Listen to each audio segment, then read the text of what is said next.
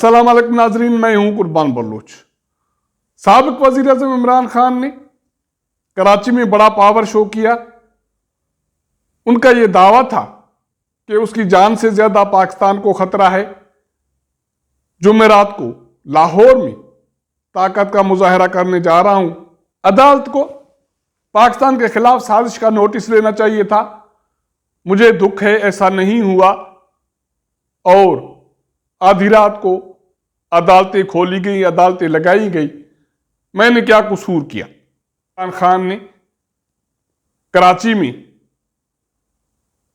अवाम से हाथ उठवाकर यह फैसला लिया कि साजिश हुई है। इमरान खान कहते हैं कि मैं इनको माफ नहीं करूंगा क्योंकि मसला पाकिस्तान के वजूद का है।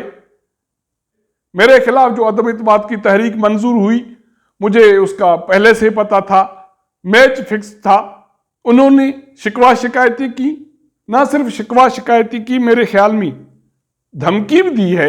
एक धमकी तो साजिश के हवाले से उन्होंने दी कि रियासती इदारे कहते हैं कि मुदाखलत हुई है, साजिश नहीं हुई है, लेकिन इमरान खान कहते हैं कि नहीं, साजिश हुई है।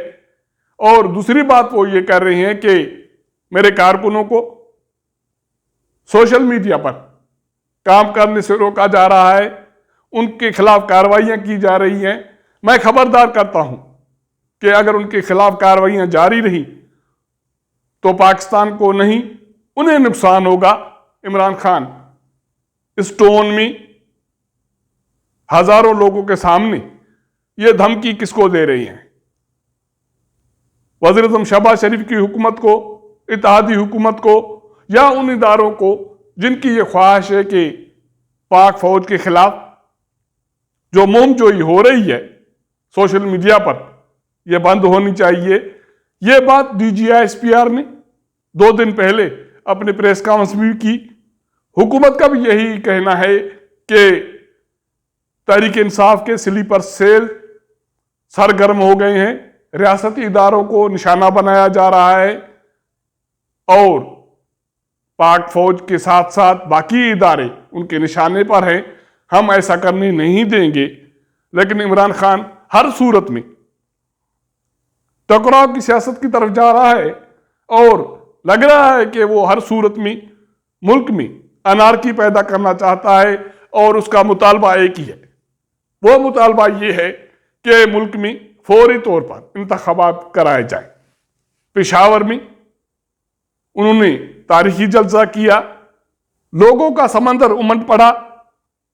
उसके बाद एक ये सोच थी कि कराची का जलसा, उसका पावर शो नहीं होगा इतना जितना वो सोच रहे थे, क्योंकि सिंध में उसकी हरीफ जमात पाकिस्तान पीपुल्स पार्टी की हुकूमत है, उनकी कारकर्दगी अच्छी है और अब तो उनकी वफाक में भी हुकूमत में शेयर होल्डिंग है, तो लोग नहीं आएंगे।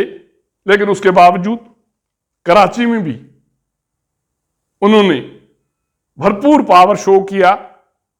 ये तो मान ही लेते हैं कि हुकूमत में उसकी कारकर्दगी अच्छी नहीं, उन्होंने अच्छा परफॉर्म नहीं किया। मीडिया के साथ और बाकी इदारों के साथ उनका टसल रहा, जिसकी वजह से लोगों को रिलीफ नहीं मिला, लोग परेशानी में रहे। मगर इतने लोग उनके जलसे में जो आ रहे हैं, यह किसका रद्द अमल है? क्या यह सब कुछ इसलिए हो रहा है कि साबिक वजीर आजम अमेरिका पर इल्जामात लगा रहे हैं कि उन्होंने साजिश की और बाकी जो साजिशी मोहरे थे वो पाकिस्तान में हैं? या लोग अभी भी इमरान खान को चाहते हैं और उस पर एतबार करते हैं कि उसके खिलाफ साजिश हुई, वरना वो चांद उतार के लाते? वजीर आजम शहबाज शरीफ ने 11 अप्रैल को हलफ लिया, अपना ओहदा संभाला, मगर अभी तक वफाकी काबीना तश्कील नहीं पा सकी।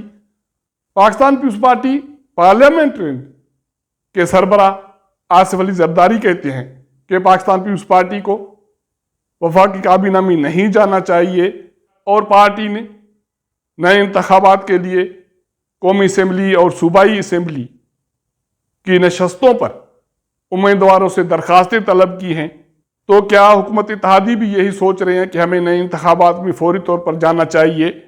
कबल इस वक्त इंतखाबात के हवाले से पाकिस्तान पीपुल्स पार्टी हो या बाकी कुछ हुकूमत इत्तेहादी जमातें,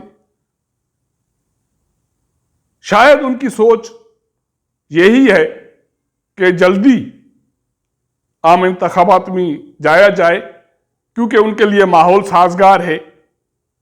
वफाक में उनकी हुकूमत है, सूबों में उनकी हुकूमत है, तो इस सूरत हाल से वो फायदा उठा सकती हैं।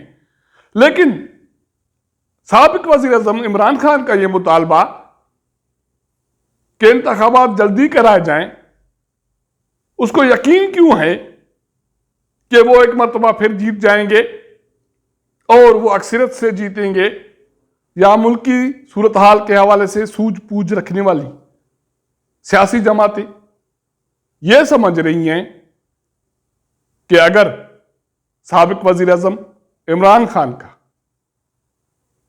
अवामी कुव्वत के हवाले से यह सिलसिला जारी रहा तो वो कोई भी मिसएडवेंचर कर सकते हैं।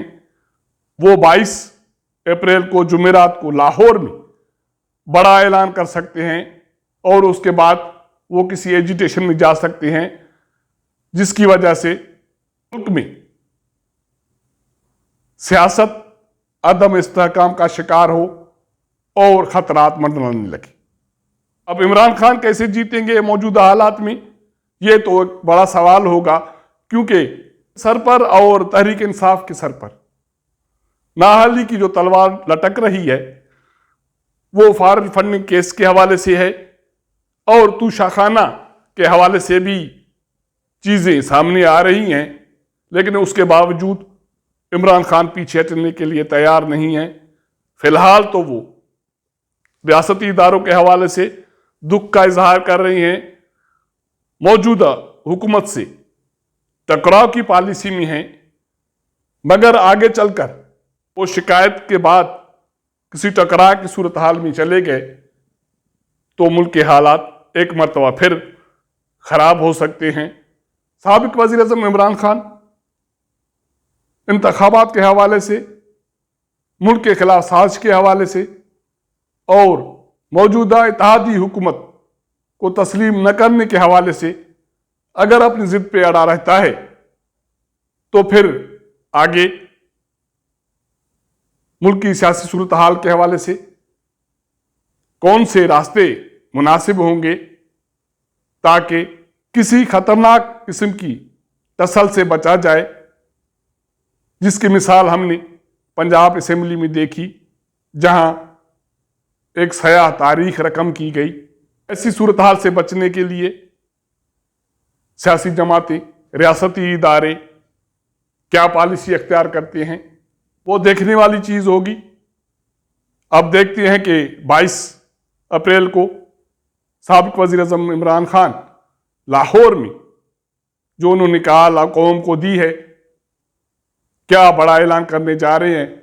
हमारे इत्तलात के मुताबिक वो मुल्क गिर लॉकडाउन का ऐलान करने जा रहे हैं। अगर उन्होंने ऐसा किया तो मौजूदा हुकूमत जो मरकज़ में शहबाज शरीफ की है, पंजाब में उसके बेटे हमजा शहबाज की है, सिंध में हुकूमत इत्तेहादी पाकिस्तान पीपुल्स पार्टी की है, बलूचिस्तान में भी हुकूमत इत्तेहादी बाप और बाकी लोगों की है, उनका रद्द अमल तहरीक इंसाफ के हवाले से, इमरान खान के हवाले से क्या होगा, ये देखने वाली बात है। अगर हमारा ये व्लॉग आपको पसंद आए तो अपने दोस्तों के साथ ज़रूर शेयर कीजिएगा, अपना फीडबैक दीजिएगा। आपके साथ मुलाकात करेंगे अगले प्रोग्राम में, तब तक इजाज़त दीजिएगा। अल्लाह हाफ़िज़।